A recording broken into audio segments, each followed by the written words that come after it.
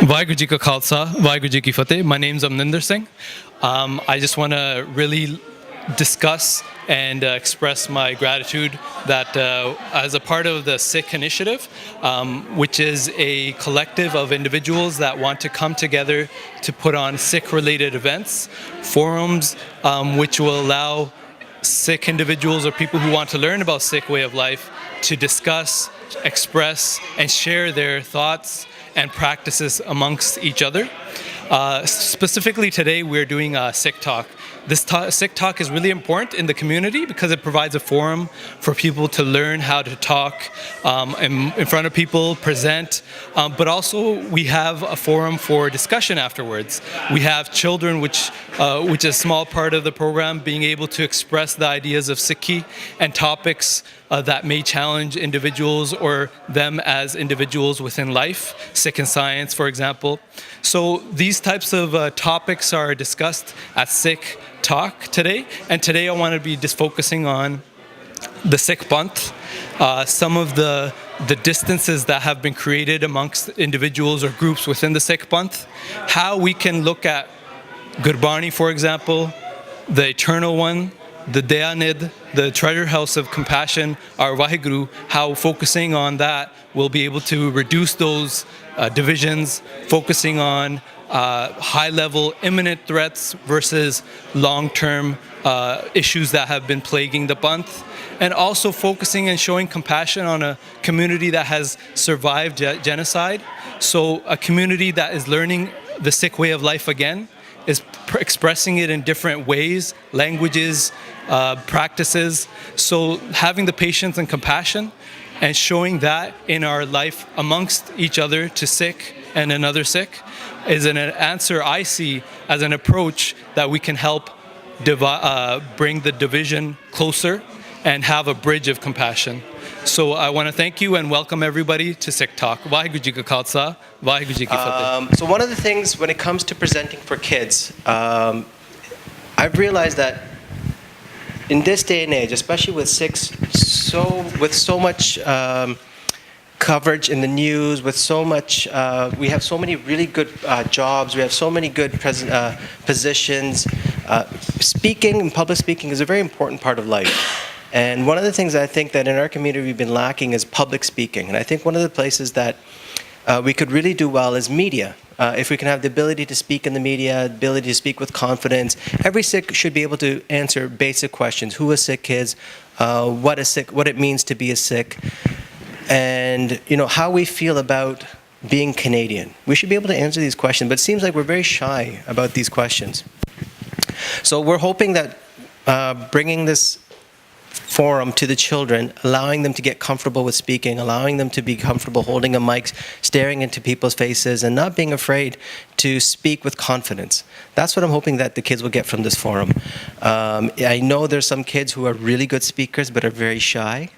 Hint, hint, nudge, nudge. But I'm hoping for next month or a month after that, they'll be ready to come up and present their work. The other great thing about this is that each child is required to do some research. So it means speaking with their parents, going on the internet, picking up a book, doing a bit of research to find out, well, what do I want to talk about?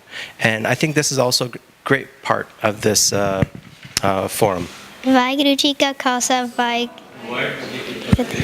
My name is Baaj Singh, and today I'm going to talk about the names of Guru Gobind Singh Ji. We all know Guru Gobind Singh Ji's Gurpur was last week, but just before that, I had a thought come to me. How many names does Guru Gobind Singh Ji actually have? We all know about his formal name, Guru Gobind Singh Ji. But before this, he was named Gobind Rai, and before he was born, he was named Dushdaman, the destroyer of demons. Before we continue, there's something more you should know about me. Many of you know me as Baaj Singh, but I also have a bunch of other names, such as Bajio, Bajino, Bajino the Cappuccino, Bajino, and also Bajino the Cappuccino with his own Frino. Don't ask me what that means. There are also some times when my dad referred to me as Monkey 2 and Thing 2. Okay, back to our Guru Gobind Singh Ji.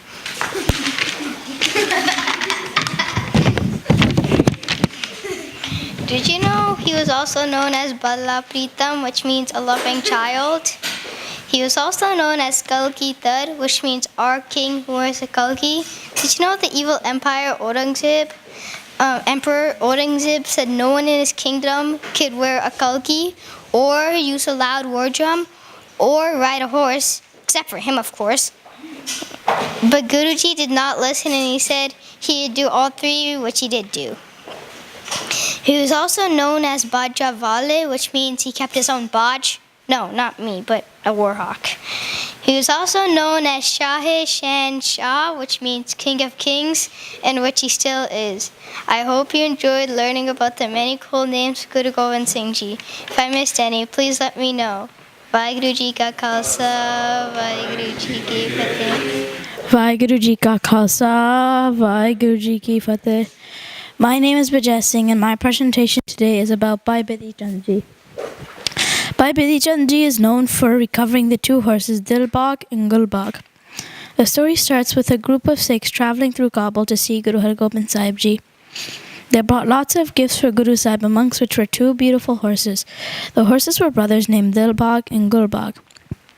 They were also beautiful, intelligent, and very fast. While they were crossing a river, the two horses were taken by the Mughal soldiers as ordered by Shah Jahan, the Mughal emperor.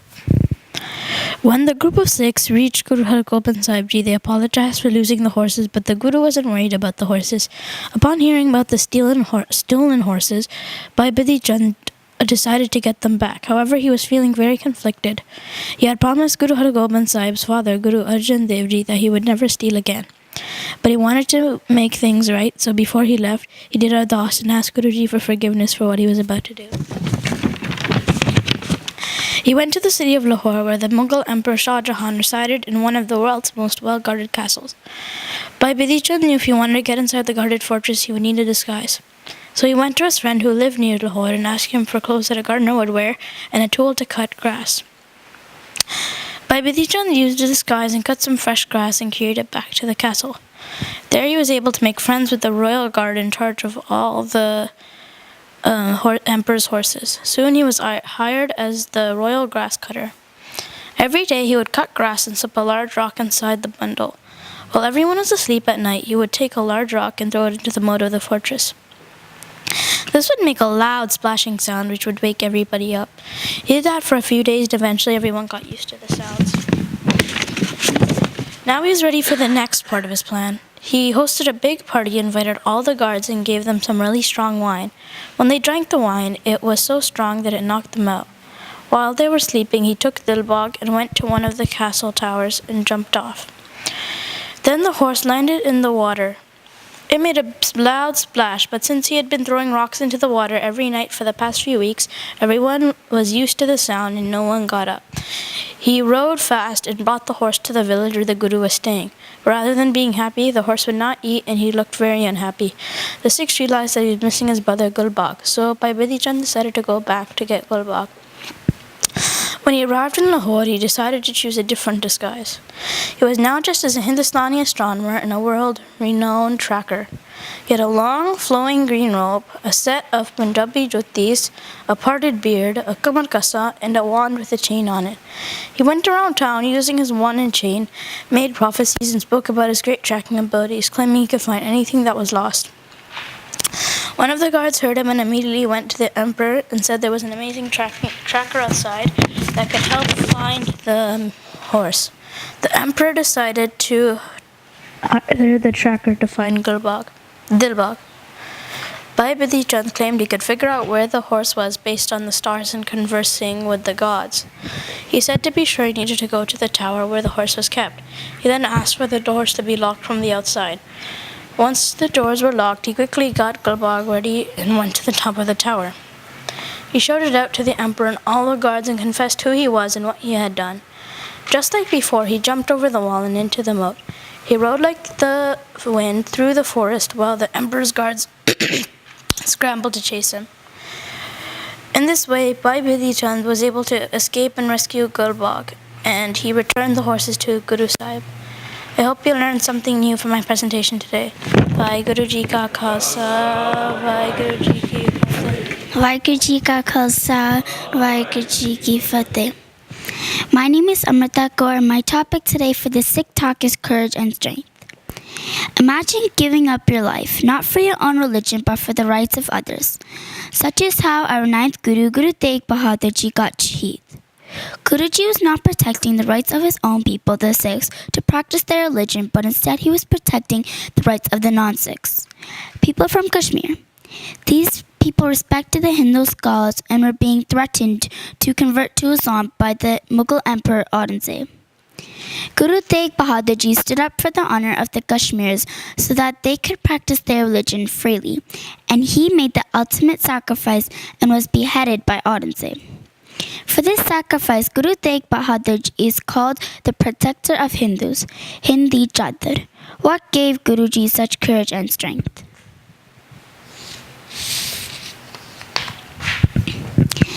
This courage was also seen in our 10th Guru, Guru Gobind Singh Ji.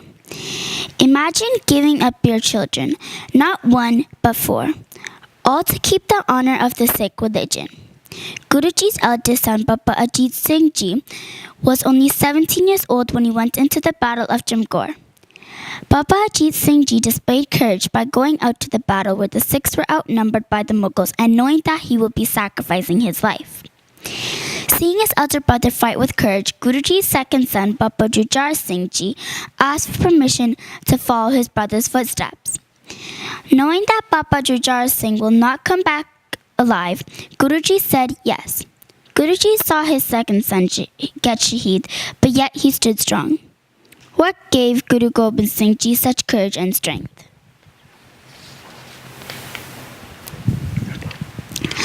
As the elder Sahibzadehs got shaheed in the Battle of Jamgor, Guruji's younger sons Baba Zorawar Singh Ji and Baba Fateh Singh Ji did not disappoint their father and grandfather. They accepted death and followed the examples of their grandfather Guru Tegh Bahadur Ji and of their elder brothers and stood strong to protect the honor of their family. They were tempted many times by Wazir Khan, who was the governor of Sirhind, to convert to Islam or to face death. The Chote Sahibzade, ages of 7 and 9, stood fearlessly and spoke with courage that they will not give up Sikhi and whatever might happen to them. They got shaheed by being bricked alive at Sirhind. What gave the Chote Sahibzade, who were just my age and the age of my friends, such courage and strength? For those parents in the audience, can you imagine giving up your children for the honor of Sikh religion? Guru Gobind Singh Ji sacrificed all of his children for Sikhism.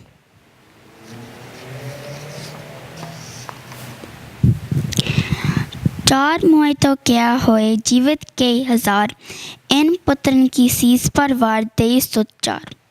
I have sacrificed my 4 sons. So what if my 4 sons are dead when thousands are alive? Then Guru Gobind Singh Ji. From these historical events, we have heard how Guru Gobind Singh Ji and his family had great courage and strength. But how did they do it? Did they have superpowers like Superman? When we are faced with challenges, our minds get weak and we get scared. There is a quote in Japji Sahib that says, "Man jeete jag jeet," which translates if one controls the mind, one can control the world. The tools that we can use to control the minds and face the challenge is reading and understanding of Sri Guru Granth Sahib Ji. Although I am young and still learning to read Sri Guru Granth Sahib Ji, there is, however, one thing that I do know how to do that will help me control my mind so that when I'm faced with a difficult situation, I have the courage to stand strong for the honor of others and Sikhi. And that one thing is doing Simran, the saying of Vaheguru over and over again. Vaheguru, Vaheguru, Vaheguru.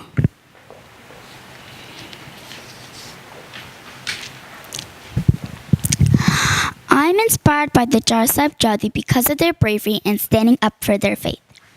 If I was ever in a situation where someone questioned me about my religion, such as why do I keep my hair, the courage of the Chote Sahibzade, Baba Zorawar Singh and Baba Fateh Singh Ji will guide me through the challenges. History has taught me to stand strong to our beliefs, and when faced with difficulties, one should do Simran or recite Gurbani. If I ever saw someone getting bullied because of their religion, I will remember the teachings of Guru Tegh Bahadur and recognize the importance of standing up for someone else's honor. I know that it will not be an easy task, but if I keep on doing Simran and read Gurbani, then it will give me the courage to be brave and fearless. I hope that you are inspired as I am about Guru Gobind Singh Ji's life and his family and their sacrifices. Dhan Guru Gobind Singh Ji, the great scholar, the great poet, the great warrior. Vaheguru Ji Ka Khalsa, Vaheguru Ji Ki Fateh. So I think that was an amazing job. It takes a lot of courage, takes a lot of strength to stand in front of everyone and to speak. I think all three of them did a great job. Amrita, that was well researched, very good. Bijai Singh, I really like the way, if you don't know, Bijai Singh has an interest of becoming a storyteller. He wants to tell stories. And so I think he did a really good job in telling the story of Bhai Bidhi Chand. Baaj Singh, those are some good names. If there's anyone who wants to, if there are any parent or any child who wants to volunteer for next time, at the end we'll take some names and see if there's any, and you guys can present for the next Sikh Talk. Vaheguru Ji Ka Khalsa, Vaheguru Ji Ki Fateh. A very warm welcome to everyone for coming to the Sikh Talk here. I see parents and I see grandparents in the audience, so that is wonderful. The Sikh Talk is an event that happens on a monthly cadence. It is under the banner of the Sikh Initiative. As you can see, we've got other projects that happen under this banner. So we would definitely encourage the sangat to bring their friends and family to all the events and programs that the Sevadars have planned. For more information and details, please stay connected with the social media to see the upcoming events, details and locations, as I said. Before we proceed with the adult speaker for the evening, I would like to thank Harpreet Singh Viji from the Sevadars for graciously supporting us and for providing this place so that we can have a platform for the young and for the not so young to talk about our Sikh history and remember our Guruji, the history, the sacrifices, and so that we shall never, with Guru Sahib's kirpa, forget that and keep that close to our heart. With that, I will ask Amaninder Singh to come up and sort of present.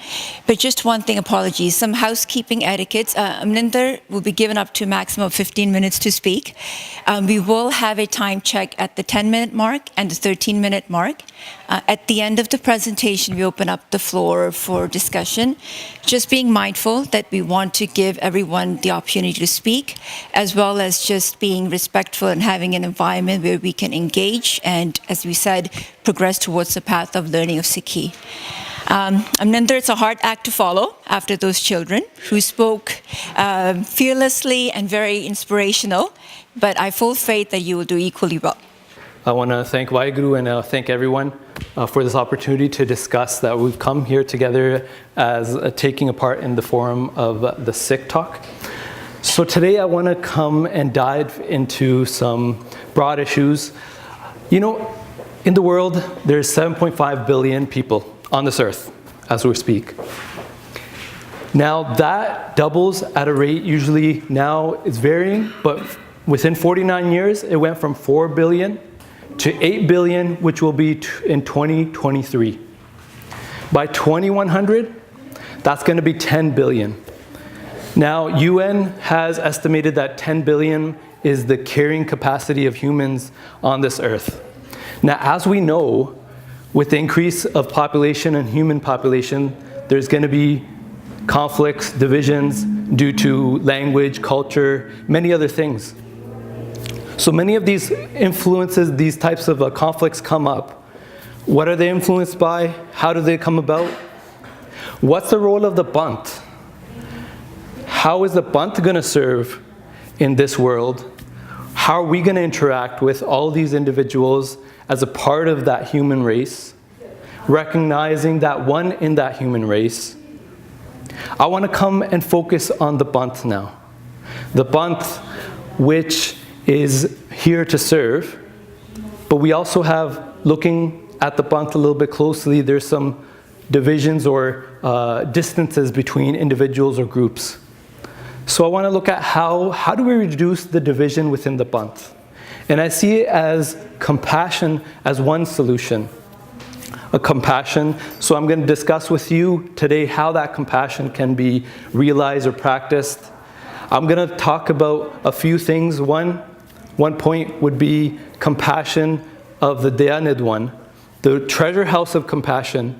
How do we take and make our alliance with that one so that we don't have an alliance that is based on groups or our own selfish interests? Having that love and that alliance with that one will take us out of that. Point two, I want to talk about why we as a community will be looking at forming places where we have daya or compassion within our institutions, within spaces where we can discuss issues that divide us or have created distances among us.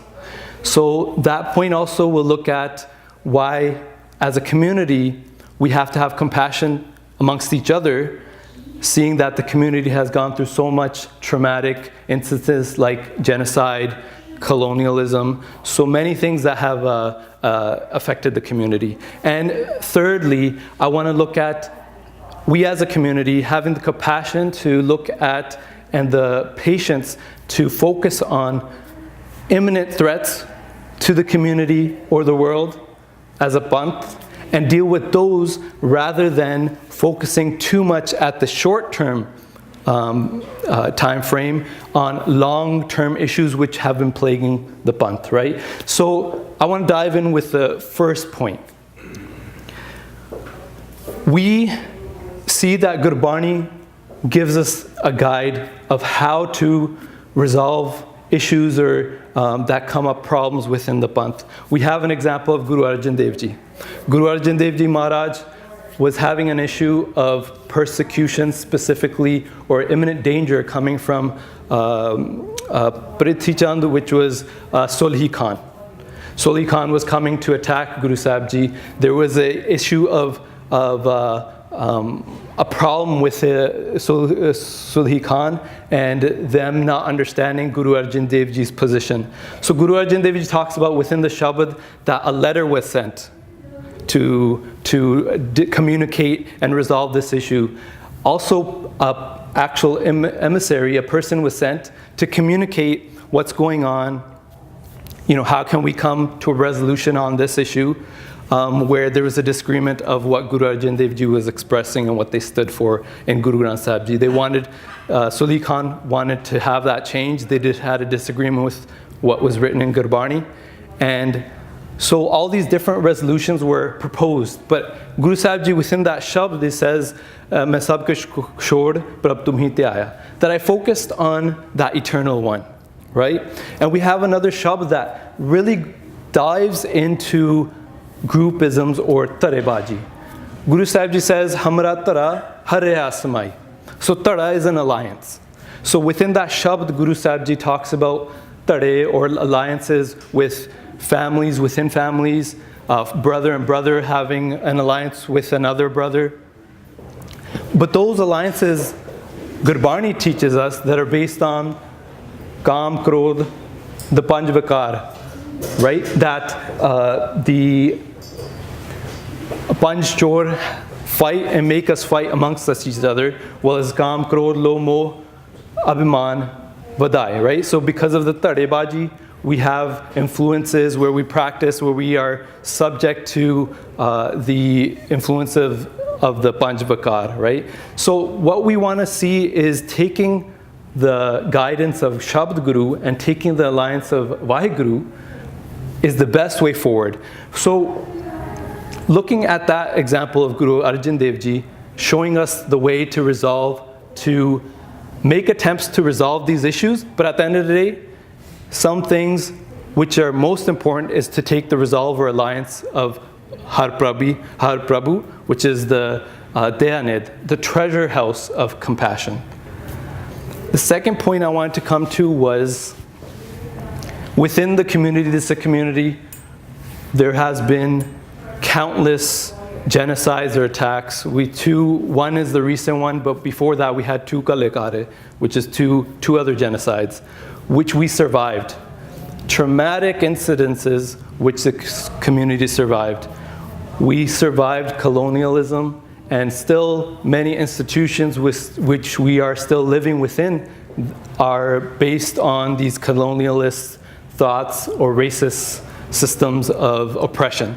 So we as a community are struggling and dealing with many other issues, but I see that we don't give each other compassion or show compassion and recognize the reality of us dealing with so many issues. Instead, we're forming small alliances and focusing on small issues which keep dividing us over and over. Some of the issues that divide us, for example, are, and have been for a long time, which is what to eat, what not to eat, what to wear, what not to wear, what barney, what to read or what not to read. For example, ragmara, to read it or not, to eat animal flesh or not, to consume different things. So all these different divides have been there for a long period of time. But what's imminent? What's the imminent issues that come up that we need to deal with today, which are most important to deal with within as a community? So the third point that I wanted to come to was dealing and looking at imminent issues. For example, Akal Takht and our institutions not being independent of influence from external political forces, whether that be Badal, whether that be competitive individuals that want to now control the Akal Takht and the institutions for the benefit of using the charawa or the money, or the benefit of using their influence in the political format. So that is one. One we know, one example is where the Maafinama was given to Ram Rahim, which we know was based on political interference, right, within the Panth and its systems. So what's the most imminent important thing that we need to focus on today is the imminent threat of our institutions being influenced. Having that trust, setting up and taking over that institution and revamping it to reflect Gurmat ideals, to reflect the trust and alliance with that one, Hamra Tara Har Rahe Asmai, that all-pervasive one, right? The one that we are told to take the alliance with, to focus on, in guiding us through dealing with issues. I see that as an important step to dealing with many of the issues within the Panth, taking the refuge of looking at Guru Sahib Ji and Gurbani, reflecting.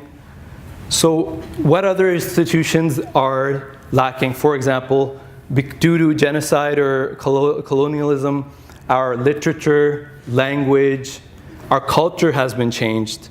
So that is an imminent issue that we should deal with regards to collecting literature, compiling evidence in the long term, and without Akal Takht or our institutions having to be independent of influences externally, that makes it very hard, right? So the main focus is, with a lack of compassion, we have, for example, when people fall into tarebaji or into influences of different groups, sometimes one group, for example, you can just call it Group A, is not able to say Fateh to another group because of that other group not reading a particular scripture that they want or they believe that everybody should be reading. Or vice versa, the other person is reading this scripture, for example, Dasam Granth, and the other person that sees this person doesn't know what they're talking about and will not interact or say Fateh to that other person. Is there compassion? Is there recognition of that one alliance that we were told in Gurbani to form that hinders us from saying Fateh or interacting with another human being? So Guru Sahib Ji says, Manas ki jaat sab hai, ke pehchan wo, to recognize humanity as one race. So we as a Panth are here to serve that humanity. But how can we do that when we can't even serve each other with compassion? How can we do that when we can't even look at each other and treat each other with compassion? So compassion being one of the structures of Dharam, of the foundation of Dharam, Tol, Dharam, Daya Kaput. I see that compassion in looking at many of these issues within the Panth is crucial. Some of the things that many other people look at, for example, are issues of divide within the Panth would be, for example, what kakar is a kakar versus not a kakar, right? So what happens is many individuals, should I eat in this particular way or cook things in a particular way, and should I not eat from somebody who doesn't particularly practice that way of cooking or organizing? So what happens when we as a community come together and we know humanity comes together around food, around breaking bread together, where we break bread, we eat together and we share ideas. That's a part of the human culture. Across cultures, food is crucial to human beings. So how do we interact and share the ideas of Gurmat? How do we share the love and the alliance that Waheguru, our Guru Sahib Ji, wanted us to take of that Dayanid one, the one pervasive one that permeates through each and every one? How do we take that love and spread it when we're not able to sit down and break bread with each other due to our differences of belief or practices? So that's another thing that I see that we as a Panth can work on by taking the message of Gurbani and looking at ways that we can practice it. It's okay to have differences of belief. It's okay to have these practices. We as human beings are learning, coming out of many issues like colonialism or genocide. We are following, we're on our path, each individually in different places where we start. Somebody wants to learn about the art in Sikhi. Somebody wants to see and learn about the Kirtan, what types of Kirtan there were. Somebody wants to learn the Tanti Saj.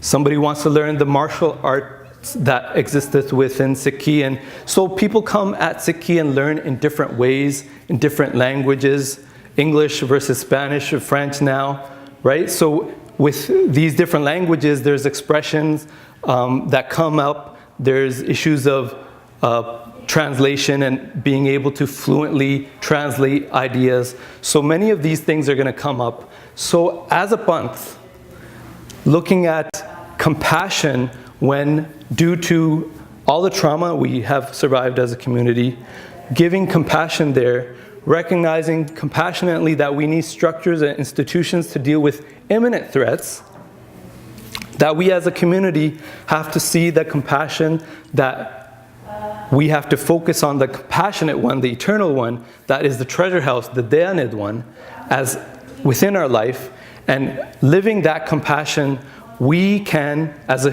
Panth, serve not only ourselves through compassion, but compassionately serve humanity.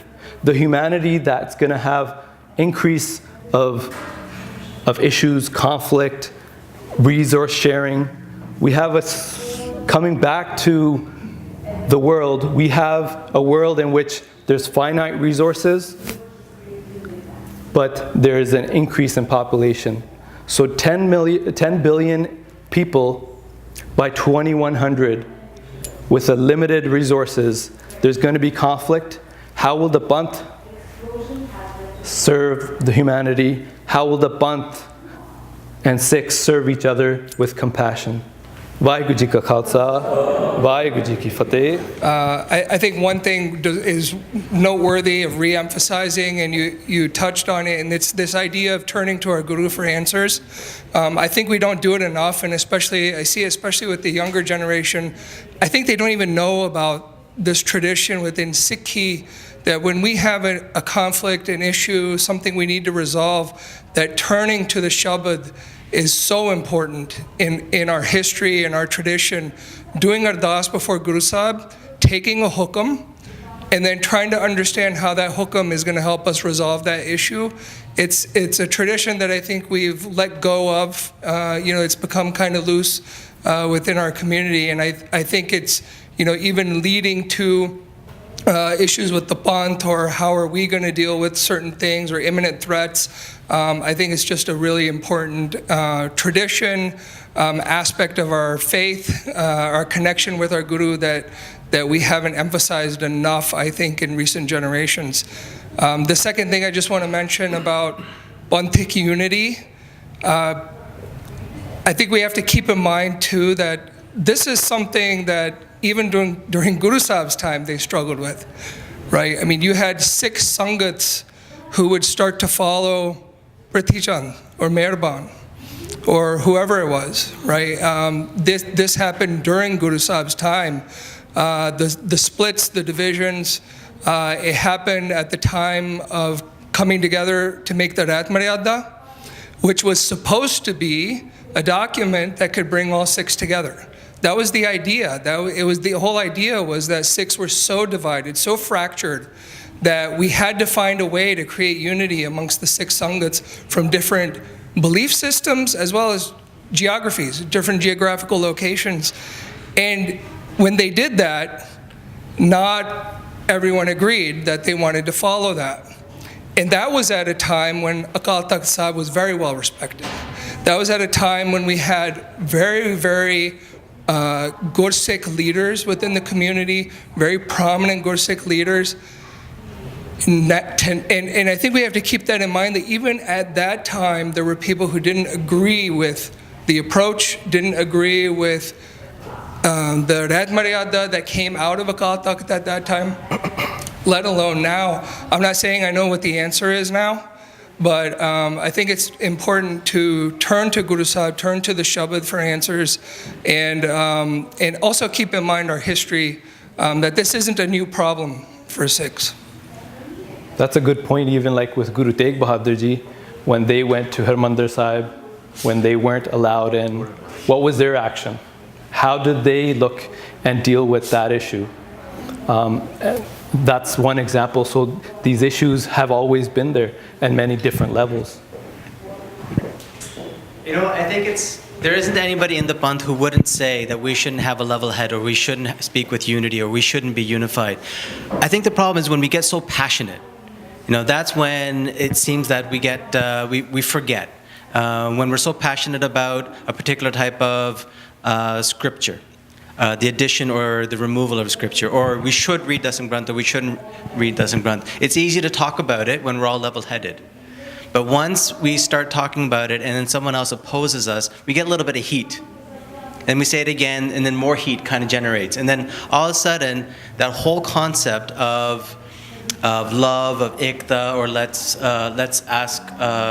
work as a team, or let's work as a sangat, it seems to go out the window. It's passion is what and I don't think passion is a bad thing. I mean, it's good to be passionate about your belief, but it seems that we're so passionate about our love for Sikhi that sometimes we don't even see that the other person is also passionate about love for Sikhi, but there's just difference of views. That's what I've noticed, and I think that it's easy when you're level-headed. It's just something to do with the passion. I think it's a great, Passion, I think, when somebody's falling in love, that passion is going to be there. But I think what happens is when that passion comes in there, we forget that the person, the other human being, is as passionate and passionately in love with Waheguru, Guru Sahib Ji, and the tradition as I am. So that distrust where, I don't know if this guy really loves Sikhi as much as I do, or, therefore, can I trust what he's expressing? I think one example historically would be Sant Atar Singh Ji Mastuane, differences of beliefs with Bhai Ranbir Singh Ji, or Baba Gurbachan Singh Ji Pindra, right? So these Gursikhs still had a lot of love for each other, even though there was differences of practice or belief, right? Because at the end of the day, they recognized that they were in love with the same one, eternal one, which is pervading through each and every one of us. I also want to say this, that there's nothing wrong with having passion, but passion for following Guru Sahib's hukams. And the prime hukams there are Asa Diwaru Chanda Manda Kise Na Akhiye. bada khare bujiye murkhe na. But we talk about murkhe na loje, but we forget manda kise na akhiye ne. It starts from there.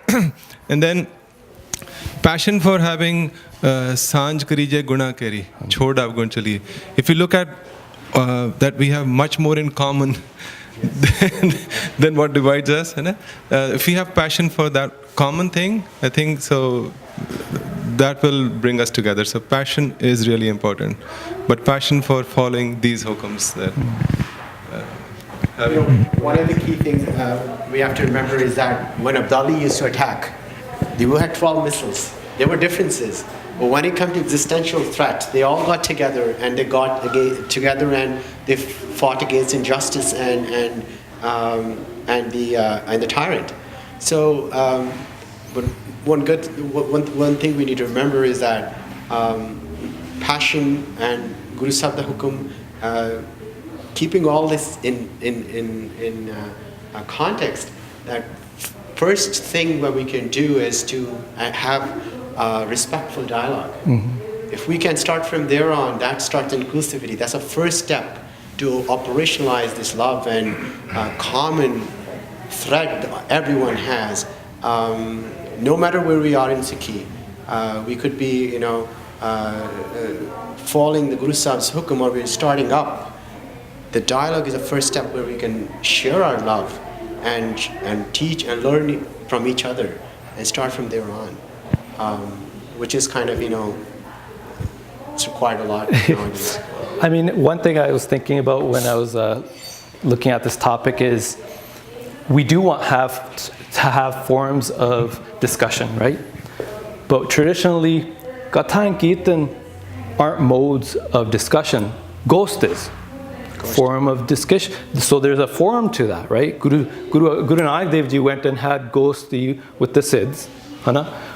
Totally different mat, but they were able to, Guru Sahib Ji or Halemi, like they had the humbleness to be able to accept any kind of, bala, you're a little kid, stuff like that, right? Initially to be able to get through and communicate the message of Ekta. But do we have places of compassion that I see Sikh Talk as one place where we can develop this type of at least in the discussion part of it, Ghosti part, where we can respectfully sometimes disagree with each other and agree to disagree, right?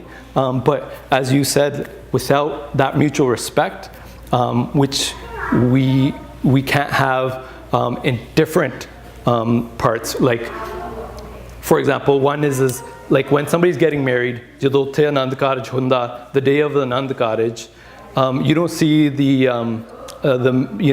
father of the bride to say, hey, I want to know what the groom's, this and this, does he have any virtue, what's he do? Like, they don't ask those questions there.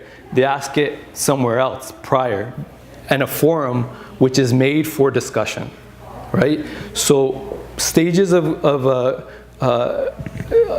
Gurdwara, for somebody, when I was 15, 14, I didn't have any Sikhi knowledge, and I came in, these high-level discussions on issues that I have no idea about would not help me engage with the message of our Guru Granth Sahib Ji, right? So having programs which are specific to different audiences or sangats that come into the Gurdwara are really important and will help reduce the conflicts that are now seeping into some of our institutions. So Ghosti and this forum, Sikh Talk, I see as a really important forum that will provide a safe space for people to have the mutual respect.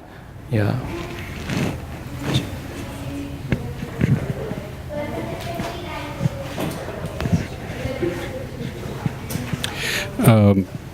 I found your presentation to be excellent, and in the way that it touched different parts of me. And I was just thinking about your word compassion, and I just looked it up in the dictionary just in front of me, and just a second, I'll read it out.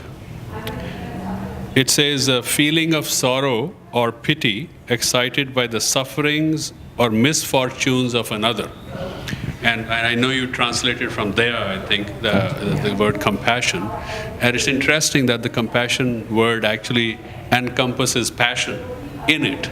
And then I found it very interesting. Like compassion has to have passion in it to actually do something. And the other thing was about the differences. And as you mentioned differences, and I think we think about the differences, it seems that differences occur in different little aspects, like what to eat, or which book to read, or how to wear the pagdi or not to wear the pagdi, and whether but the essential meaning, the guru, the granth, actually, how many of these people who actually have these differences and spout all these differences actually go to the guru and know the guru? I don't.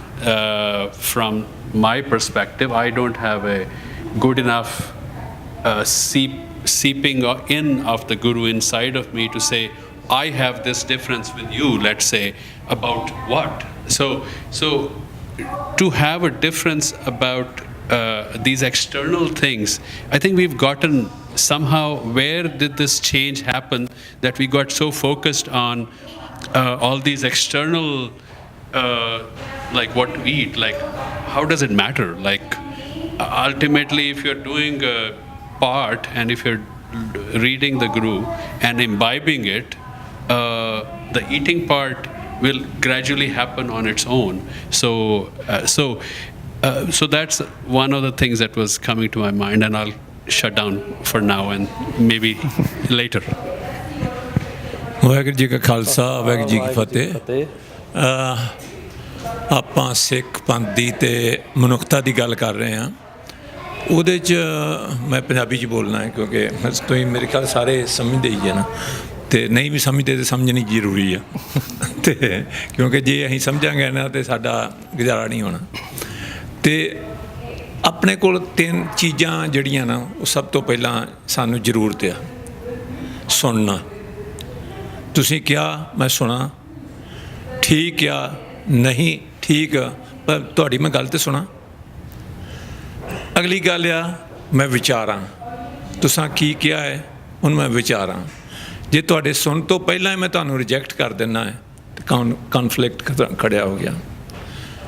ਮੈਂ ਵਿਚਾਰਿਆ ਵੀ ਨਹੀਂ ਗਾ, ਵਿਚਾਰਨ ਦਾ ਮੇਰਾ interest ਹੀ ਨਹੀਂ ਗਾ, ਤੇ ਮੈਂ ਤੁਹਾਨੂੰ ਰਿਜੈਕਟ ਕਰ ਦਿੰਦਾ, ਉੱਥੇ ਵੀ ਪੰਗਾ ਪੈ ਗਿਆ। ਤੀਜੀ ਗੱਲ ਹੈ ਅਸੀਂ ਮੰਨਣ ਦੀ। ਅਸੀਂ ਤੁਸੀਂ ਕਿਹਾ ਹੈ ਠੀਕ ਕਿਹਾ ਹੈ, ਸੁਣਿਆ ਮੈਂ ਠੀਕ ਕਿਹਾ, ਵਿਚਾਰਿਆ ਮੈਂ ਠੀਕ ਕਿਹਾ, ਪਰ ਮੈਂ ਮੰਨਣਾ ਨਹੀਂ ਗਾ। ਕਿਉਂ ਨਹੀਂ ਮੰਨਣਾ? ਇਹ ਮੇਰੀ ਈਗੋ ਆ। ਜੇ ਮੈਂ ਮੰਨ ਲਿਆ ਤੇ ਮੇਰੀ ਹਾਰ ਹੋਣੀ ਆ। ਮੇਰੀ ਈਗੋ ਜਿਹੜੀ ਆ ਨਾ, ਉਹ ਮੈਨੂੰ ਉੱਥੇ ਖੜੇ ਕੀਤਾ ਹੀ ਉਹਨੇ ਕਿ ਬੇਸ਼ੱਕ ਉਹ ਮੇਰੀ ਸੁਣਿਆ ਵੀ ਠੀਕ ਆ, ਵਿਚਾਰਿਆ ਵੀ ਠੀਕ ਆ, ਪਰ ਮੈਂ ਮੰਨਣ ਨੂੰ ਤਿਆਰ ਨਹੀਂ ਗਾ। ਉਸ ਟਾਈਮ 'ਤੇ ਕੀ ਹੈ ਕਿ ਜਦੋਂ ਅਸੀਂ ਆਪਣੀ ਈਗੋ ਛੱਡ ਕੇ ਉਹਦੀ ਗੱਲ ਨੂੰ ਮੰਨਾਂਗੇ, ਤੇ ਮੰਨਣ ਦੇ ਵਿੱਚ ਸਭ ਤੋਂ ਜਿਹੜਾ ਹੈ ਕਿ ਮੰਨਣਾ ਹੀ ਔਖਾ ਹੈ। ਜਦੋਂ ਅਸੀਂ ਮੰਨ ਲਵਾਂਗੇ ਸਾਰੇ ਹੀ ਮਸਲੇ ਬਹੁਤ ਐਟਲੀਸਟ 50% ਜਿਹੜੇ ਆ ਨਾ ਸਾਡੇ ਦੂਰ ਹੋ ਜਾਣਗੇ, ਅਤੇ ਸਾਡਾ ਰਾਹ ਜਿਹੜਾ ਹੈ ਕਲੀਅਰ ਹੋ ਜਾਏਗਾ। ਇਸ ਕਰਕੇ ਸਹਿਣਸ਼ੀਲਤਾ, ਨਿਮਰਤਾ, ਅਤੇ ਫਿਰ ਉਹਨੂੰ ਐਕਸੈਪਟ ਕਰਨਾ, ਇਹ ਬਹੁਤ ਸਾਨੂੰ ਜ਼ਰੂਰੀ ਆ ਹਰ ਇੱਕ ਪੱਖੋਂ। ਕਿਤੇ ਵੀ ਅਸੀਂ ਕਿਸੇ ਵੀ ਐਂਗਲ ਤੋਂ ਲੈ ਲਈਏ, ਕਿਸੇ ਵੀ ਸਾਡਾ ਇਹ ਜ਼ਿੰਦਗੀ ਚ ਸਾਨੂੰ ਚੱਲਣਾ ਪਊਗਾ, ਤਾਂ ਹੀ ਅਗਲੀ ਸਾਡੀ ਕਾਮਯਾਬੀ ਹਾਸਲ ਹੋਏਗੀ। ਵਾਹਿਗੁਰੂ ਜੀ ਕਾ ਖਾਲਸਾ ਵਾਹਿਗੁਰੂ ਜੀ ਕੀ ਫਤਿਹ।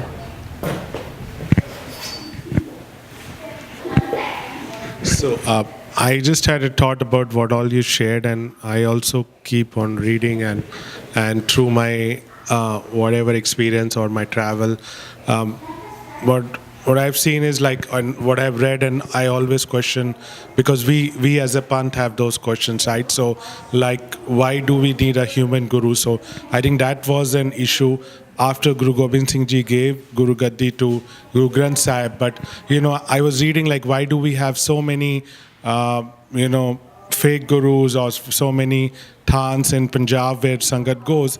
Because, till date, we can say probably might be less literate people. I don't want to, but it's just like a, and I've seen, because I've been born and brought up in India, that there is always a human tendency to go to another human for consulting. And they might be a guru, or, it's also coming from Hindu tradition of pundits, or, people who are more learned, or who try to say, okay, what I'm saying, you follow some. So I think somewhere in Sikhi also, while we were told to follow the Shabad Guru, but our tendency to go back and find somebody human telling something, which is probably same as what Guruji wants to tell, or he is trying to put in his own word, is so much that we try to avoid reading Guru Granth Sahib because it's tough. First is you have to know the Bani, you need to know the language, you need to contemplate the language and do your own, as Viji said, vichar, which we don't. We want shortcuts, right? So I've seen like even the leaders, or like people who call themselves sons, right? They give a Shabad to you from Guru Granth Sahib. You read it and you're very happy. Oh, Guruji ne mainu Shabad ditta hai, and I'll be fine.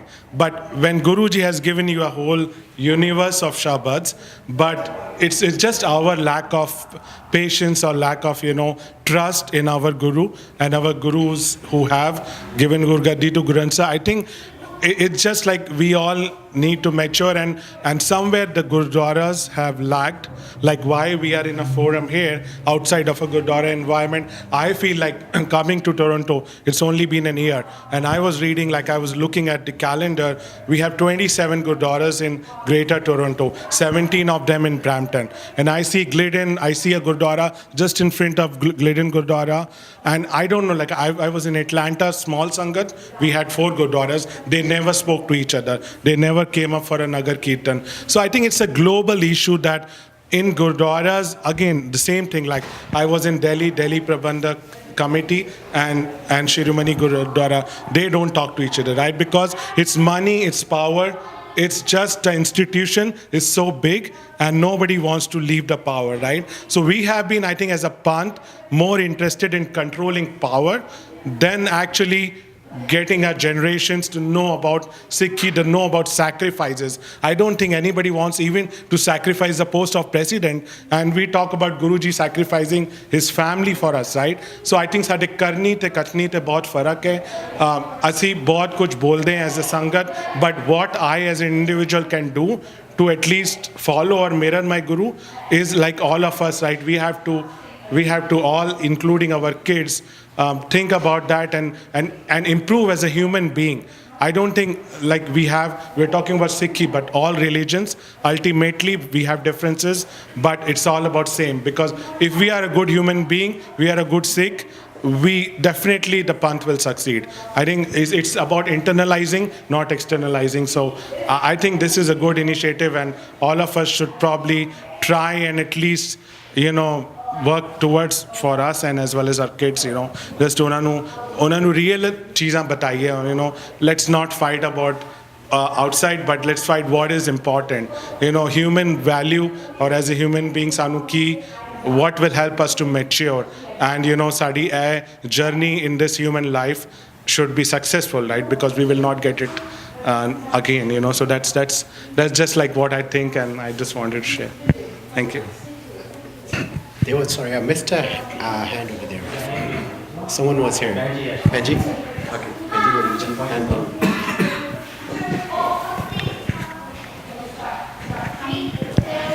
I was just thinking that in terms of looking at a resolution of this issue about having fractions between the community, that maybe that we can actually think about it in a different light. we could train our mind and look at it differently. And I think, Bijai, you did mention this, that, okay, so yes, we do have different groups, different organizations, different jathabandis, however we may want to describe it. Okay, that's fine. But then the way we could actually look at it is that, well, it could be that one organization may be focusing on the seva aspect of it.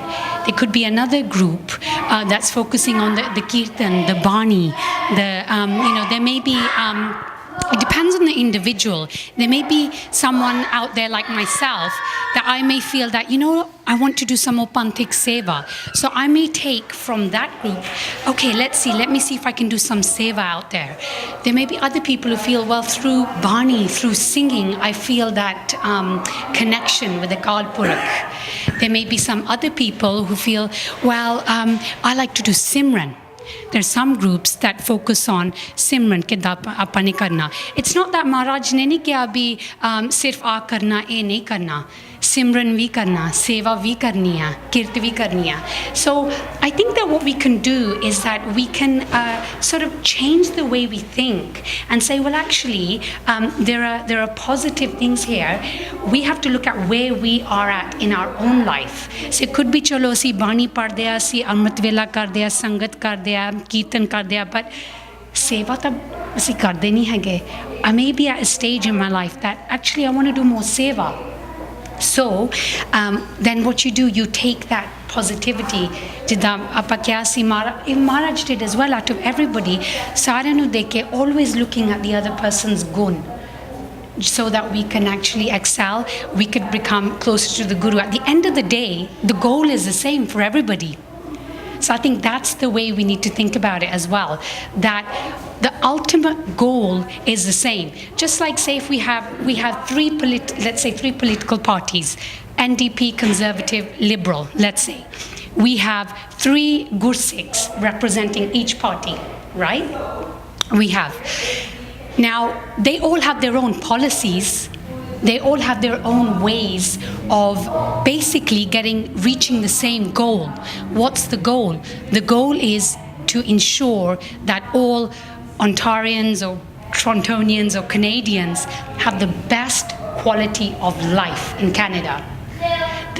They're all Gursikh. They have their own ways of reaching that ultimate same goal. And I think that that's the way that we can actually progress as well, rather than looking at it as, oh man, there are fractions and I don't like them because they do this. I don't like them because they do this.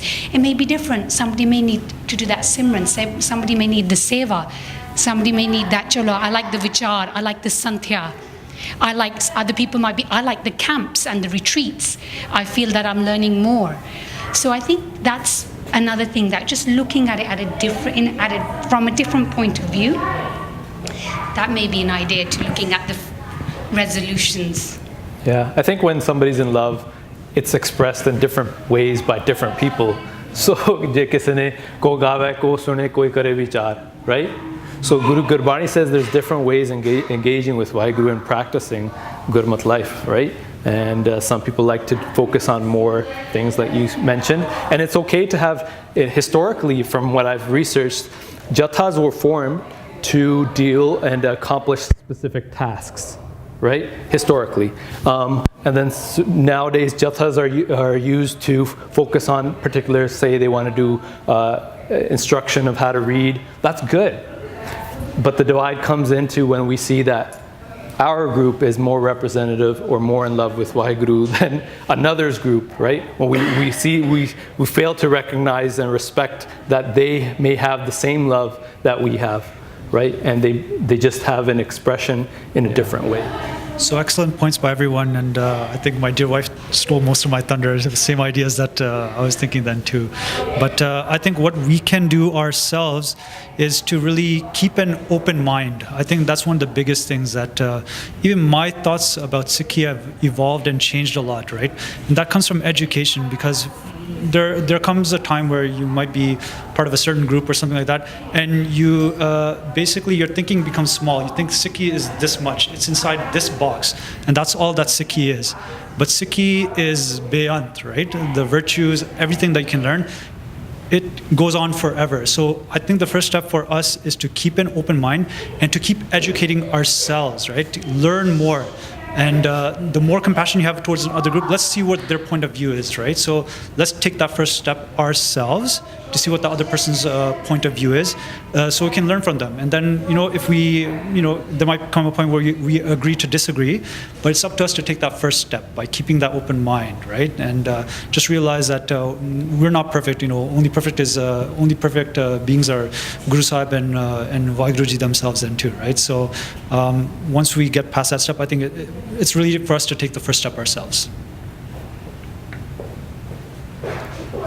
One thing I think Paji mentioned is, so we have the concept of Sikhi, of Guru Granth and Guru Panth, right?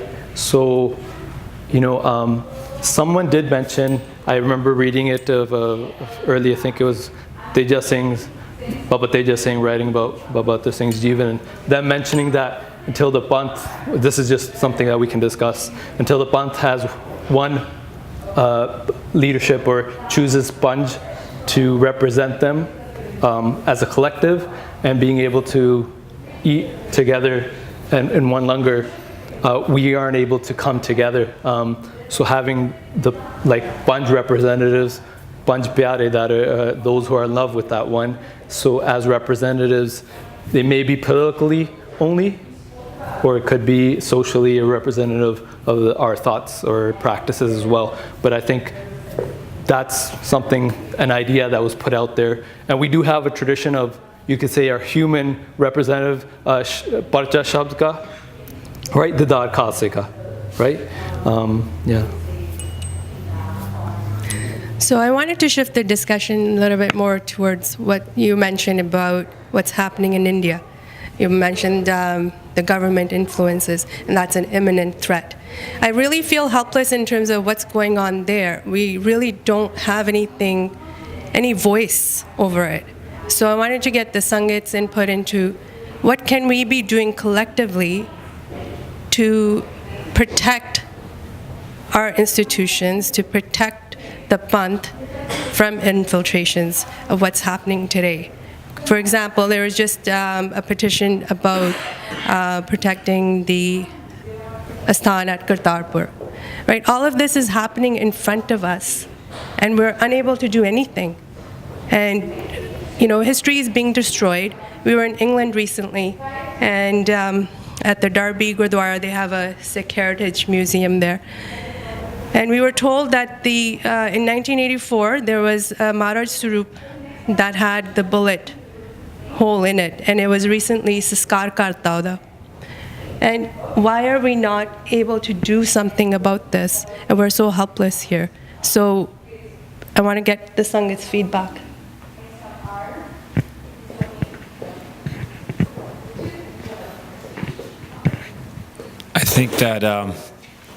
I think in your speech earlier you mentioned divisions within the Panth come as a result of a whole number of different things, including geography.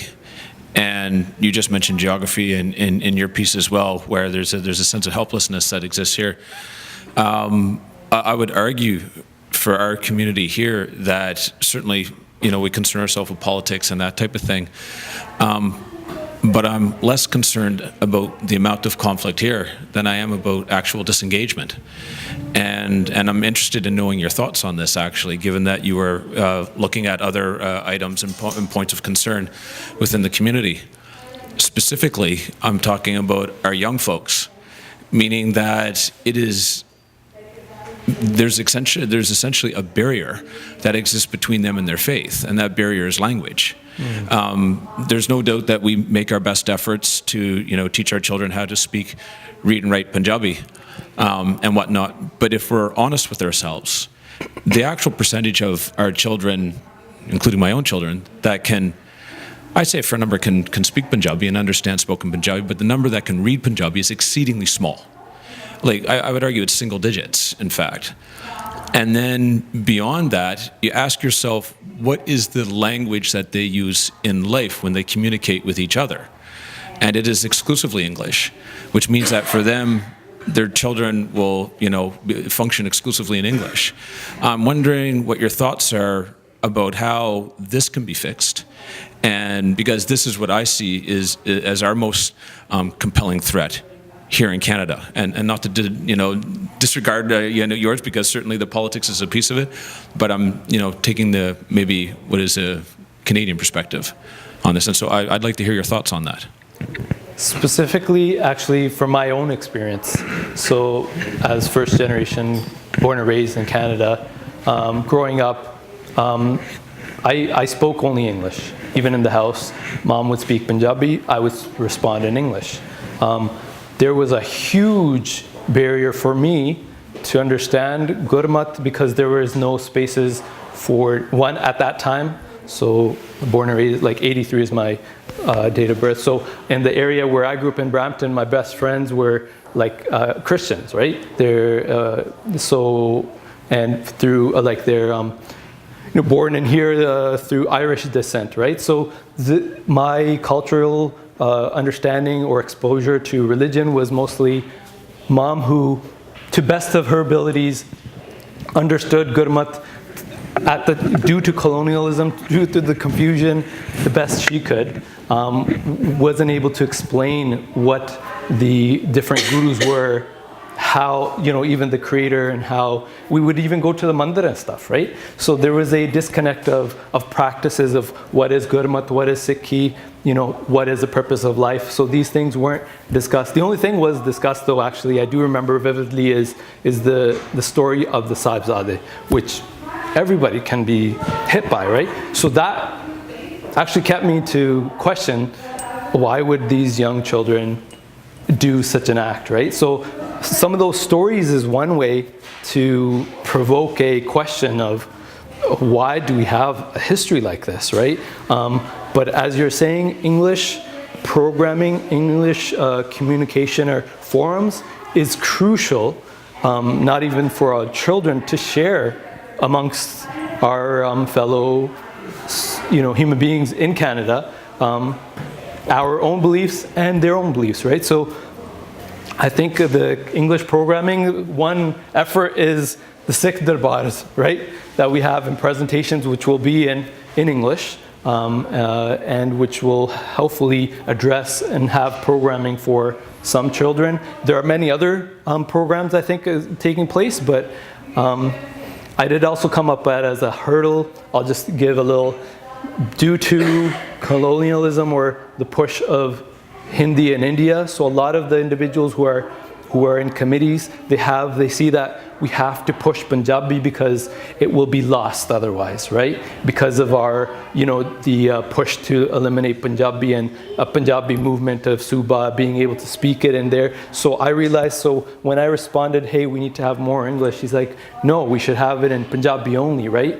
But then I mentioned to him, I heard Guru Sahib Ji speaking in Sanskrit, Guru Sahib Ji's Hukamnama in Hindi, Guru Sahib Ji's Hukamnama is like, you can stop us from speaking in a particular language, but you can't stop the Guru of speaking all those different languages, because though we have an issue of Punjabi being a central thing that we want to keep it and share it, but we do also need that programming in English. It's instructive for us to know that we're not the first group going through this. The Catholic Church went through the exact same thing, meaning that original scripture was written in a whole number of languages, including Aramaic, and then went to ancient Greek, and then eventually went to Latin, and stayed in Latin for literally hundreds and hundreds of years. But even they realized that Latin's not spoken anymore among a lot of their population, or they had huge memberships or in congregations that weren't able to connect. And so Pope John Paul the 23rd, if I'm not mistaken, back in the 1970s with Vatican II, and I believe I have my terminology correct on that, what he did, he changed it to say, the Bible does not have to be in Latin only, and services don't need to be in Latin only. And so they understood themselves, even though they had kept things the way they were for hundreds of years, that some change had to happen there, because the congregation was falling away. as a result of the barrier of language? Growing up listening to like punk rock, some of my friends were atheists as well. So when I started to read like translations of Gurbani, the word God, which is loaded with different people describe it in a different way. Some do it up in the sky versus something totally different. So my understanding and my hurdle was, do I even believe in that concept of God? Versus the original text, which is calling the all-pervasive one, the eternal one, that creator, which is the cause of all cause. So those types of descriptive, so the politics of translation, where the translation that we have in English, it does not do justice to the original. It can. There are people who are working on translating in a way which will keep the spirit of the original, and having a better attempt at being able to translate or at least transcreation, they call it, an attempt to communicate the message. But my world changed when I started to learn the actual meanings and pick up the vocabulary. It was a totally different world, and how I saw Sikhi at that point. Yeah. ਦੋ ਬੇਨਤੀਆਂ ਕਰਨੀਆਂ ਸੀ। ਸੱਚ ਵਿੱਚ ਤੁਸੀਂ ਕਿਹਾ ਵੀ direct contact with Gurbani ਰੱਖਣਾ ਬਹੁਤ ਜ਼ਰੂਰੀ ਹੈ। ਜੇ ਆਪਾਂ ਸਿੱਖ ਰਿਆਤ ਮਰਿਆਦਾ ਵੀ ਦੇਖੀਏ ਤਾਂ ਉੱਥੇ ਹੁਕਮ ਆਉਂਦਾ ਹਰੇਕ ਸਿੱਖ ਨੂੰ ਵੀ ਹਰੇਕ ਸਿੱਖ ਦਾ you have to have a Sahaj Path going on 2-3 ਮਹੀਨੇ ਕਹਿੰਦੇ ਵੀ ਤੁਸੀਂ ਭੋਗ ਪਾਉਣਾ ਹੈ ਨਾ। ਸੋ ਉਹ ਆਪਣਾ ਨਾਟ ਓਨਲੀ ਅਸ ਆਪਣੇ ਬੱਚਿਆਂ ਦਾ ਵੀ ਬਹੁਤ ਜ਼ਰੂਰੀ ਹੈ। ਸੋ ਸਾਡੇ ਸਕੂਲ ਵਿੱਚ ਅਸੀਂ ਇਹ ਕੋਸ਼ਿਸ਼ ਰੱਖਦੇ ਹਾਂ ਵੀ ਹਰੇਕ ਬੱਚਾ ਜਦੋਂ ਜਪਜੀ ਸਾਹਿਬ ਦਾ ਪਾਠ ਕੰਠ ਹੋ ਗਿਆ ਉਹ ਆਪਣਾ ਸਹਿਜ ਪਾਠ ਸ਼ੁਰੂ ਕਰ ਲੈਂਦਾ। So that by the time they graduate from grade 8, ਉਹਨਾਂ ਨੇ ਇੱਕ ਸਹਿਜ ਪਾਠ ਦਾ ਭੋਗ ਪਾਉਣਾ ਅਤੇ ਉਹਨਾਂ ਨੂੰ ਫਿਰ ਗ੍ਰੈਜੂਏਟ ਹੋਣ 'ਤੇ ਇਹ ਵੀ ਕਿਹਾ ਜਾਂਦਾ ਹੁਣ ਤੁਸੀਂ ਅਗਲੇ ਆਪਣੀ ਹਾਈ ਸਕੂਲ ਫਿਨਿਸ਼ ਕਰਨ ਤੋਂ ਪਹਿਲਾਂ ਇੱਕ ਪਾਠ ਦਾ ਭੋਗ ਹੋਰ ਪਾਉਣਾ। ਸੋ ਤਾਂ ਕਿ ਉਹ ਆਪ ਪਾਠ ਕਰਨਗੇ ਤਾਂ ਹੀ ਉਹਨਾਂ ਨੂੰ ਡਾਇਰੈਕਟ ਰਿਲੇਸ਼ਨਸ਼ਿਪ ਬਣੂਗਾ। ਅਤੇ ਇਸੇ 'ਤੇ ਅੱਗੇ ਇੱਕ ਵਾਰੀ ਡਾਕਟਰ ਦਰਸ਼ਨ ਸਿੰਘ ਉਹਨਾਂ ਨੇ ਗੱਲ ਸੁਣਾਈ ਸੀ ਕਿ ਬਾਬਾ ਅਤਰ ਸਿੰਘ ਉਹਨਾਂ ਕੋਲ ਅਕਾਲੀ ਲੀਡਰ ਪਹੁੰਚੇ ਵੀ ਸਾਡੀ ਆਪਸ ਵਿੱਚ ਯੂਨਿਟੀ ਨਹੀਂ ਹੋ ਰਹੀ, we have too many issues, we how do we resolve this. ਉਹਨਾਂ ਨੇ ਕਿਹਾ ਸੀਗਾ ਵੀ ਤੁਸੀਂ ਆਓ ਅਤੇ ਇੱਥੇ ਇਕੱਠੇ ਬੈਠ ਕੇ ਕੀਰਤਨ ਸੁਣੋ, ਹੈ ਨਾ। ਸੋ ਅਗੇਨ ਥਰੂ ਕੀਰਤਨ, ਉਹੀ ਗੁਣਾਂ ਦੀ ਸਾਂਝ ਜਿਹੜੀ ਆਪਾਂ ਗੱਲ ਕਰ ਰਹੇ ਹਾਂ, ਕੀਰਤਨ ਦੇ ਥਰੂ, ਪਾਠ ਦੇ ਥਰੂ ਉਹ ਜਿਹੜੀ ਅੰਦਰੋਂ ਪਿਆਰ ਫਿਰ ਉੱਠਦਾ ਨਾ। ਉਹਦਾ ਇੱਕ ਵਾਰੀ ਪ੍ਰੈਕਟੀਕਲ ਐਕਸਪੀਰੀਅੰਸ ਵੀ ਦਾਸ ਨੂੰ ਹੋਇਆ ਸੀਗਾ ਕਿ ਇੱਕ ਸਿੰਘ ਨਾਲ ਮੈਨੂੰ ਥੋੜ੍ਹਾ ਜਿਹਾ ਰੋਸ ਹੋ ਗਿਆ ਸੀਗਾ ਕਿਸੇ ਗੱਲ ਪਿੱਛੇ, ਹੈ ਨਾ। ਅਤੇ ਉਹ ਮੈਂ ਕਿਹਾ ਸੀ ਵੀ ਉਹ ਅਗਲੇ ਵੀਕਐਂਡ 'ਤੇ ਮਿਲੂਗਾ ਅਤੇ ਮੈਂ ਉਹਦੇ ਨਾਲ ਗੱਲ ਕਰਨੀ ਜ਼ਰੂਰ। ਹੋਇਆ ਇੱਦਾਂ ਵੀ ਜਦੋਂ ਉੱਥੇ ਕੀਰਤਨ 'ਤੇ ਗਏ ਅਤੇ ਉਹਨੇ ਸ਼ਬਦ ਪੜ੍ਹਿਆ ਅਤੇ ਉਹ ਸ਼ਬਦ ਪੜ੍ਹਿਆ ਅਤੇ ਉਹ ਇੰਨਾ ਪਿਆਰ ਆਇਆ ਉਹਦਾ ਵੀ ਉਹ ਜਦੋਂ ਮਿਲਿਆ ਫਿਰ ਬਸ ਜੱਫੀ ਪਾਈ, ਹੋਰ ਗੱਲ ਨਹੀਂ ਕਰ ਹੋ ਸਕੇ ਵੀ ਦ ਇਸ਼ੂ ਆਈ ਹੈਡ ਉਹ ਗੱਲ ਹੀ ਨਹੀਂ ਹੋਈ। ਸੋ ਆਈ ਥਿੰਕ ਕੀਰਤਨ, ਪਾਠ, ਗੁਰਬਾਣੀ ਇਹੀ ਆਪਣਾ ਸਿੱਧਾ ਤਰੀਕਾ ਹੈਗਾ ਟੂ ਰਿਜ਼ੋਲਵ ਦੀਜ਼ ਇਸ਼ੂਜ਼। ਅਤੇ ਇੱਕ ਮੈਨੂੰ ਖਿਮਾ ਕਰਿਓ, ਤੁਸੀਂ ਜਦੋਂ ਐਂਡ ਕੀਤੀ ਹੈ ਨਾ ਟਾਕ, ਤੁਸੀਂ ਗੱਲ ਕੀਤੀ about breaking bread, we can't break bread together, ਹੈ ਨਾ। ਸੋ ਆਈ ਥਿੰਕ ਮੇ ਬੀ ਆਪਾਂ ਨੂੰ ਇਹ ਸੋਚਦੇ may be that's not important, ਹੈ ਨਾ। ਜੇ ਆਪਾਂ ਨੂੰ ਪਤਾ ਹੈ ਵੀ ਕੁਛ ਡਿਫਰੈਂਸਿਸ ਇਸ ਕਰਕੇ ਵੀ ਹੈਗੇ ਆ, ਹੈ ਨਾ, ਸੋ ਮੇ ਬੀ ਉਹਨੂੰ ਵੀ ਆਪਾਂ ਪਾਸੇ ਕਰ ਸਕਦੇ ਹਾਂ, ਹੈ ਨਾ। ਸੋ no, that's true too. Maybe that's not a big issue either. I know, but it's just something that I've seen. Breaking bread is how communities come. Langar is so important because it makes us. It's not just feeding us or feeding the hungry, it's breaking the institution of casteism, is breaking the division of social structures, right? Hierarchies, kings and somebody who doesn't have that much are able to come together, right? So I guess just the Langar institution itself is really, important. For me, I feel like more lack of the leadership. We think we all feel, because everyone have very different groups. If we have one leadership like Akal Takht have a strong power to giving everyone very good instructions which will follow, which will not follow. So that's I think main thing for me. ਤੇ ਕੁਝ ਸਿੰਘ, ਕੁਝ ਸਿੱਖ ਗੁਰੂ ਹਰਗੋਬਿੰਦ ਸਾਹਿਬ ਜੀ ਕੋਲ ਗਏ ਤੇ ਉਹ ਕਹਿੰਦੇ ਨੇ ਕਿ ਕੁਝ ਕਹਿੰਦੇ ਕੀਰਤਨ ਕਰਨਾ ਚਾਹੀਦਾ, ਕੋਈ ਕਹਿੰਦਾ ਕਥਾ ਕਰਨੀ ਚਾਹੀਦੀ, ਕੋਈ ਕਹਿੰਦੇ ਪਾਠ ਕਰਨਾ ਚਾਹੀਦਾ। ਸਭ ਤੋਂ ਕਿਹੜਾ ਬੈਸਟ, ਕਿਹੜਾ ਵੇ ਸਭ ਤੋਂ ਬੈਸਟ ਹੈਗਾ ਜਿੰਨਾ ਗੁਰੂ ਤੱਕ, ਆਪਣੇ ਪਰਮਾਤਮਾ ਤੱਕ ਅਕਾਲ ਪਹੁੰਚ ਹੋ ਜਾਵੇ। ਅਤੇ ਗੁਰੂ ਸਾਹਿਬ ਨੇ ਬੜਾ ਹੀ ਸੋਹਣਾ ਉਹਨਾਂ ਨੂੰ ਆਨਸਰ ਦਿੱਤਾ ਸੀਗਾ।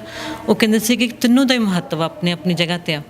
ਉਹਨਾਂ ਨੇ ਮੈਂ ਦੇਖਦੀ ਹਾਂ ਕਿ ਤੱਕ ਮੈਨੂੰ ਪੂਰੀ ਕਥਾ ਯਾਦ ਹੈ, ਅਤੇ ਕਹਿੰਦੇ ਸੀ ਕਿ ਜਿਸ ਤਰ੍ਹਾਂ ਜੇ ਤੁਸੀਂ ਪਾਠ ਕਰਦੇ ਹੋ ਨਾ, ਉਹ ਉਸ ਤਰ੍ਹਾਂ ਕਿ ਜਿਵੇਂ ਕਿਸੇ ਨੂੰ ਕੋਈ ਪਿਆਸ ਲੱਗੀ ਹੁੰਦੀ ਹੈ, ਤੁਸੀਂ ਖੂਹ ਦੇ ਵਿੱਚ ਬਾਲਟੀ ਸੁੱਟੀ ਹੈ, ਪਾਣੀ ਕੱਢਿਆ ਅਤੇ ਪੀ ਲਿਆ, ਹੈ ਨਾ। ਅਤੇ ਜੇ ਤੁਸੀਂ ਕੀਰਤਨ ਸੁਣਦੇ ਹੋ ਤਾਂ ਕੀਰਤਨ ਉਸ ਤਰ੍ਹਾਂ ਜਿਵੇਂ ਇੱਕ ਮੀਂਹ ਹੌਲੀ ਹੌਲੀ ਤੇਜ਼ ਤੇਜ਼ ਮੀਂਹ ਪੈਂਦਾ, ਜੋ ਤੇਜ਼ ਤੇਜ਼ ਮੀਂਹ ਪੈਂਦਾ ਤਾਂ ਤੁਸੀਂ ਉੱਪਰੀਆਂ ਪਹਾੜੀਆਂ ਤੋਂ ਮੀਂਹ ਰੁੜ ਕੇ ਥੱਲੇ ਨੀਵੀਂ ਜਗ੍ਹਾ 'ਤੇ ਆ ਜਾਂਦਾ, ਜਦੋਂ ਮੀਂਹ ਹਟਦਾ ਤਾਂ ਉੱਥੇ ਫਿਰ ਉਸੇ ਤਰ੍ਹਾਂ ਦੀ ਜਗ੍ਹਾ ਹੋ ਜਾਂਦੀ ਹੈ।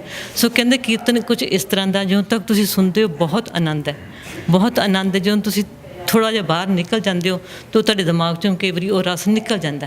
ਅਤੇ ਕਥਾ 'ਤੇ ਉਹਨਾਂ ਨੇ ਕਿਹਾ ਸੀ ਕਥਾ ਕੁਛ ਇਸ ਤਰ੍ਹਾਂ ਦੀ ਜਿਵੇਂ ਥੋੜ੍ਹਾ ਬੂੰਦ ਮੀਂਹ ਪੈਂਦਾ ਰਹਿੰਦਾ, ਅਤੇ ਹੌਲੀ ਹੌਲੀ ਕਹਿੰਦੇ ਉਹ ਪਿੰਡਾਂ ਦੇ ਕੱਚੇ ਕੋਠੇ ਕਹਿੰਦੇ ਉਹ ਵੀ ਵਗਣ ਲੱਗ ਜਾਂਦੇ ਥੋੜ੍ਹੇ ਮੀਂਹ ਦੇ ਨਾਲ। ਅਤੇ ਕਥਾ ਦਾ ਅਸਰ ਕਹਿੰਦੇ ਜ਼ਿਆਦਾ ਤੱਕ ਦੇਰ ਤੱਕ ਰਹਿੰਦਾ ਤੁਹਾਡੇ ਤੋਂ, ਕਿਉਂਕਿ ਤੁਸੀਂ ਗੱਲਬਾਤ ਰਾਹੀਂ ਜਾਂ ਕਨਵਰਸੇਸ਼ਨ ਦੇ ਨਾਲ ਤੁਸੀਂ ਇੰਟਰੈਕਟ ਹੁੰਦੇ ਹੋ, ਤਾਂ ਉਹ ਤੁਹਾਡੇ ਦਿਮਾਗ 'ਤੇ ਦਿਲੋਂ ਦਿਮਾਗ 'ਤੇ ਜ਼ਿਆਦਾ ਅਸਰ ਕਰਦੀ ਹੈ। ਸੋ ਦੈਟਸ ਅਜੇ ਤੈਨੂੰ ਮੈਂ ਇਹ ਨਹੀਂ ਕਹਿੰਦੀ ਕਿ ਇਹਦਾ ਮਹੱਤਵ ਜ਼ਿਆਦਾ, ਕਹਿੰਦਾ ਗੁਰੂ ਸਾਹਿਬ ਨੇ ਇਸ ਤਰ੍ਹਾਂ ਗੱਲ ਉਹਨਾਂ ਨੂੰ ਸਮਝਾਈ ਕਿ ਹਰ ਚੀਜ਼ ਤੁਹਾਨੂੰ ਪਤਾ ਹੋਣਾ ਚਾਹੀਦਾ ਕਿ ਤੁਹਾਨੂੰ ਉਸ ਵਕਤ ਕੀ ਚਾਹੀਦਾ ਹੈ, ਤੁਸੀਂ ਕਿੰਨੇ ਪਿਆਸੇ ਹੋ, ਕਿਵੇਂ ਦੀ ਲੋੜ ਹੈ ਤੁਹਾਡੀ। ਸੋ ਹਰ ਚੀਜ਼ ਦਾ ਆਪਣਾ ਆਪਣਾ ਮਹੱਤਵ ਹੈ, ਬਟ ਇਸ ਗੱਲ ਸੇਵਾ ਤਾਂ ਮੈਨੂੰ ਯਾਦ ਆ ਗਈ। One thing I remember also, Guru Tegh Bahadur Ji, when they were Guru Har Rai Sahib Ji wasn't born yet, they were in the east. They were in the south part of India.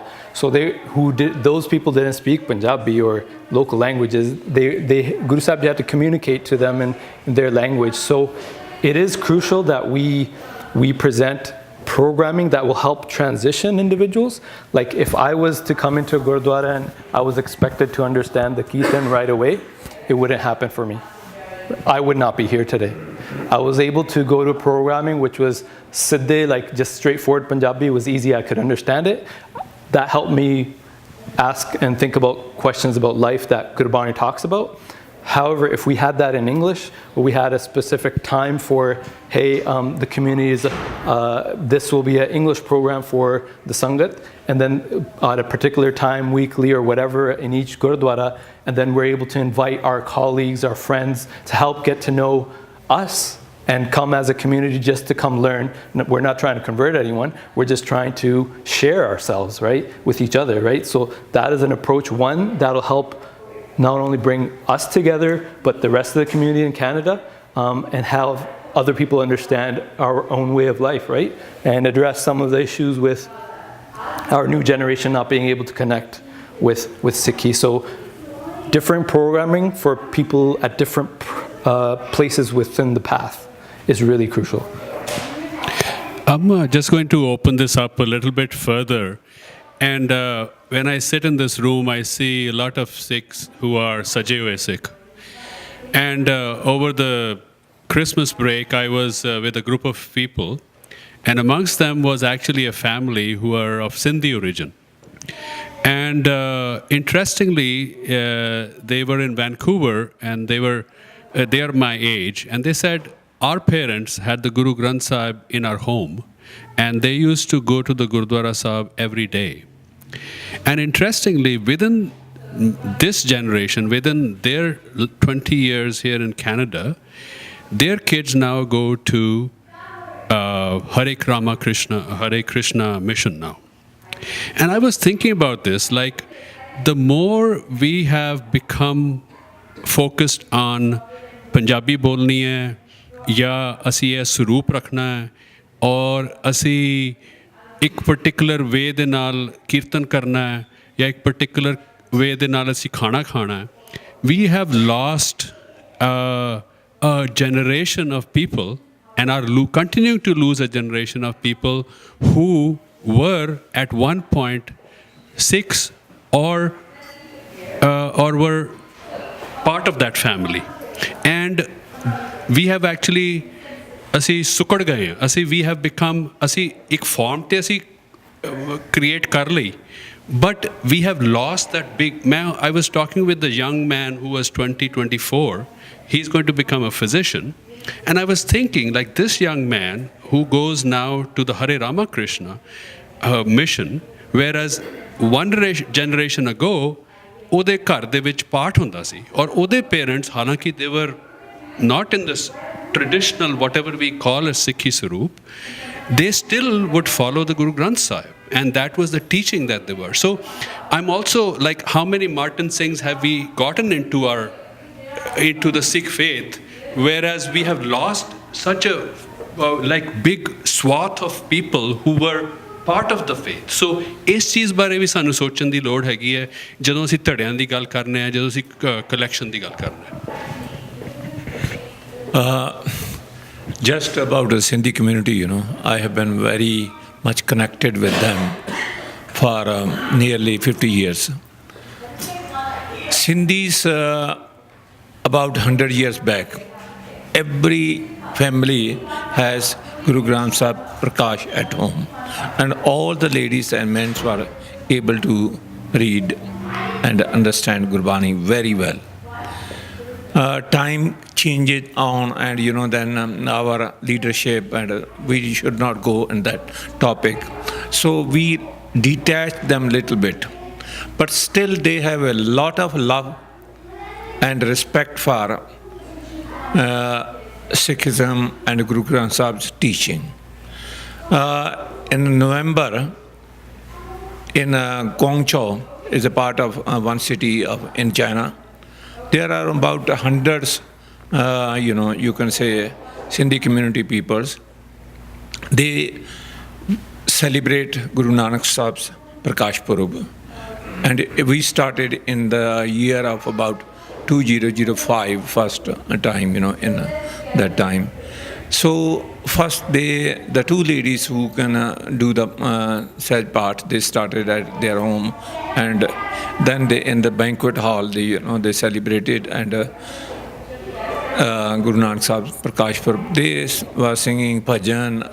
The main focus was that the love for Guru's teaching and to remember him.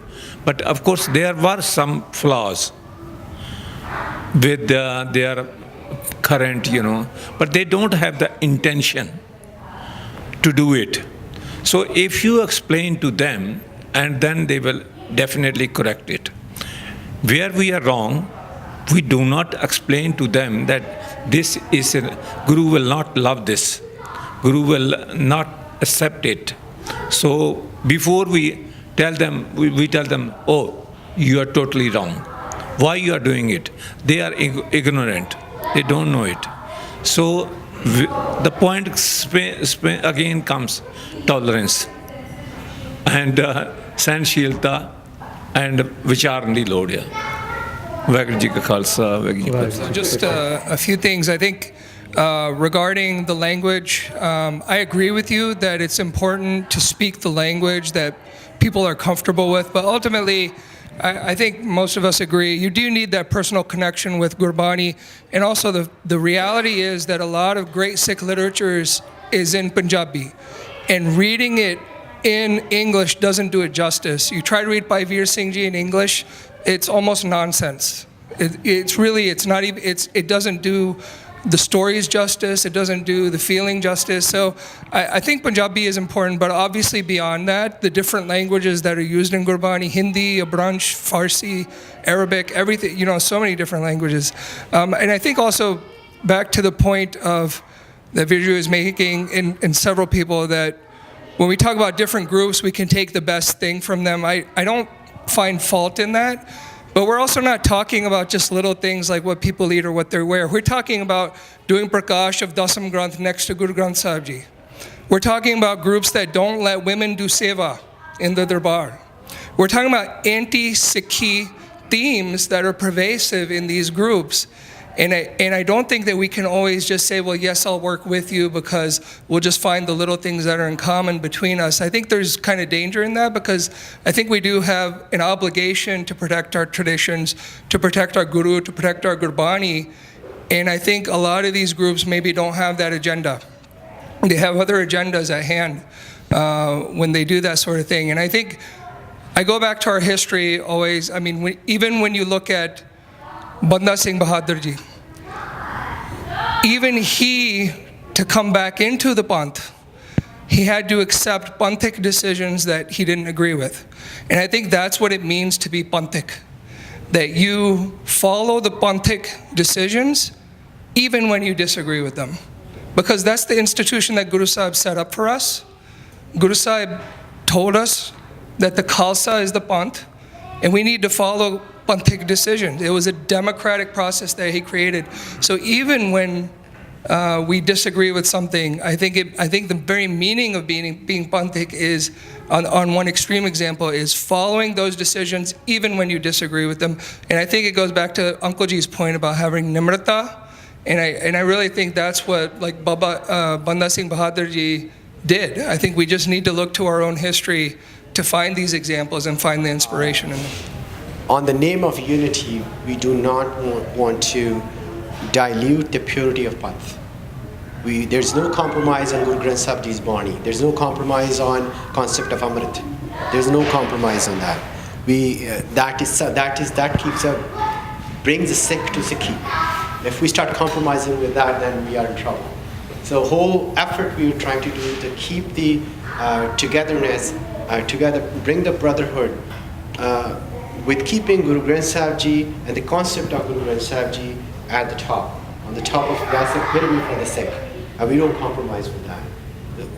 But at the same time, we do bring a dialogue into our living, so we have tolerance, we have compassion, but not to compromise one of those ideals.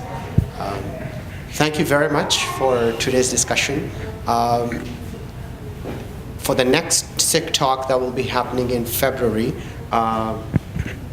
we have the date, I think it's 18th.